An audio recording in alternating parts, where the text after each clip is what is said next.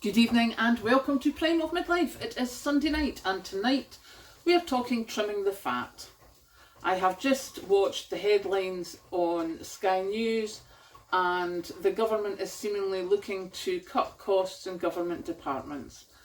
And we all know what that means, don't we? Now, what I want to do in this video is just see if I can make some people think slightly differently, because I know it's taken me a while to change the way I think. Now, normally what you would we need to cut welfare. We're going to have to put people back to work. I've already done a video on that. More people need to be working, more people need to be doing stuff, we need to be, tougher on this. No. Let's look at it a different way. Let's have another wee thought about that. Because the welfare state is a safety net. Believe you me, no one's particularly got a comfortable life on the welfare state. The only people that do are probably youngsters who are still living with their parents. If you're living having to pay your own bills on the welfare state, you're probably not living very comfortably. The problem, I personally think, is that wages have been allowed to deteriorate so badly that it's not worth your while working. Okay? So let's look at the two sides of this, because the government will tell you benefits are paying out so much money to people, it's not worth their while working, so they're staying on benefits. Let's look at the other side. Employers' wages are so bad that by the time you pay your bills, you have less cash in your hand than if you were on benefits. Who's in the wrong here? I personally think it's time we stopped bashing our own people who are on benefits. And don't get me wrong, there will be some taking the mickey. Do you know, there's some people take the mickey at work. We all know someone at work that's not pulling their weight. Always happens. But why are we vilifying our own poor and not targeting the employers who pay crappy wages?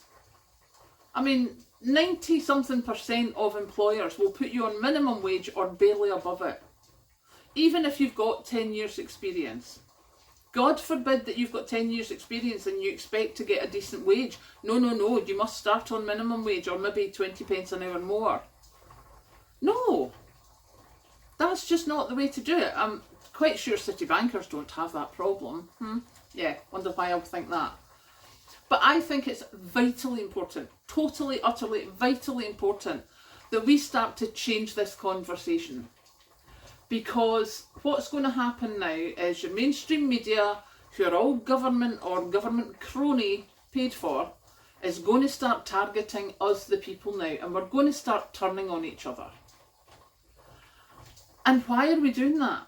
So that they can take more money away from us. Because believe you me, those employers with all their dividends and all their bonuses, they're just sitting back laughing, going, well, I don't need to pay them more. Look, they're complaining about how much benefits people are getting. It's not like they're going to be thinking, that's all they can think of. They're not going to think that I need to pay them more. And why are we not thinking that they should pay us more? Why are we not thinking? And what's happened now is the mainstream media is now coming out with, because of energy costs and all that, businesses are closing. Yes, businesses are closing because they can't afford to run.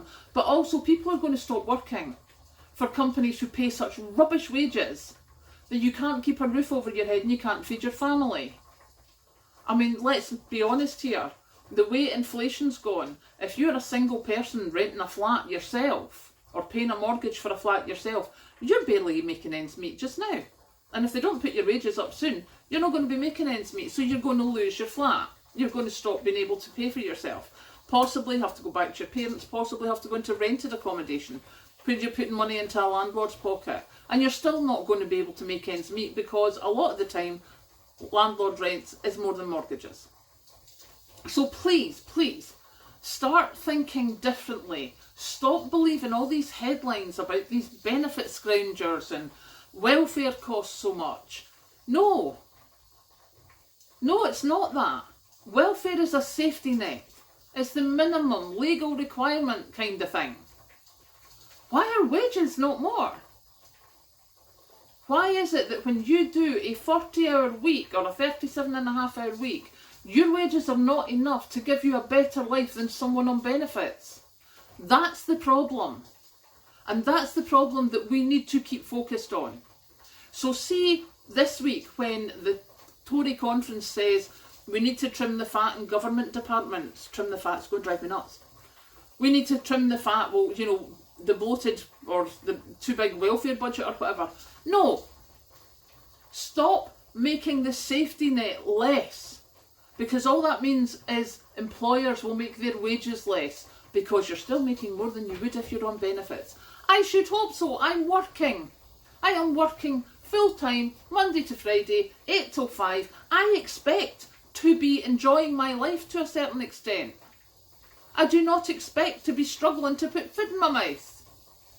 So, again, please, when you see these headlines, which are absolutely going to come up this week, do not believe them. Do not fall for their tricks to try and divide us. Stop focusing on people and benefits and start focusing on the employers who are not paying a decent wage. That's the problem. Not why, if I'm on benefits, it's not worth my while working. Why, if I'm working, am I not getting more than people on benefits in my hand after I've paid my bills? Right, bear with me. That's my pressure can, I'm getting up to pressure. So, yes, this is what's irking me today. It is utterly ridiculous that people who are working have less disposable income than people on benefits. And don't get me wrong, none of it's a very decent amount. But that is where the problem is, and we need to stop believing all this crap they're feeding us to try and turn us against each other. Let's start turning against the people who are not paying a decent wage. It's time we started doing that. Now, I am going to go and have a cup of tea. I have about 30 minutes left on my pressure canner, so I have put a video together with that today. Oh, and for those who saw earlier my shoppings, look at the basil. It's getting better. It's been sitting in water for a while. I've had it in water, out water, back in water, so this is it now. And it has been on, so, you know, really pleased with that.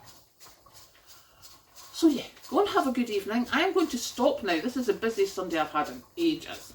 So I'm going to go and stop, have a cup of tea, and when this is done, I'm going to have dinner and have a rest. So I will catch you later.